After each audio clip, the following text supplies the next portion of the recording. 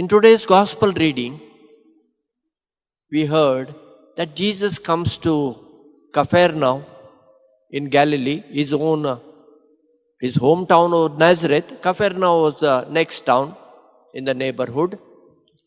And then the tax collector of a temple, he comes and asks Peter, your master, does he pay the tax? Because those days, every male Jew who has completed 20 years have to pay an yearly half a shekel as a tax. And that was used for the maintenance of the temple, for the whatever offerings, morning and evening, you have to sacrifice animals. Then for priest maintenance and all, that money was spent.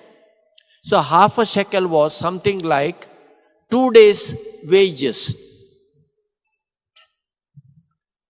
So he comes to Peter and asks. Peter says, yes. But when they enter the house, Jesus asks a question to Peter. From whom the kings will collect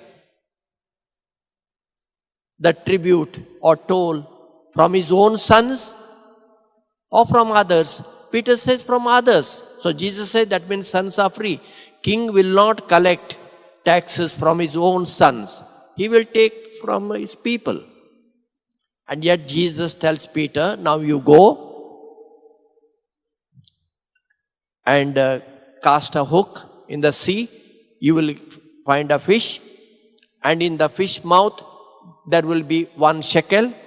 Give it to the tax collector for you and for me. Can you take it literally that Jesus said, you take a hook, go for fishing and you get a fish and there will be a shekel? Yes, some people take that way.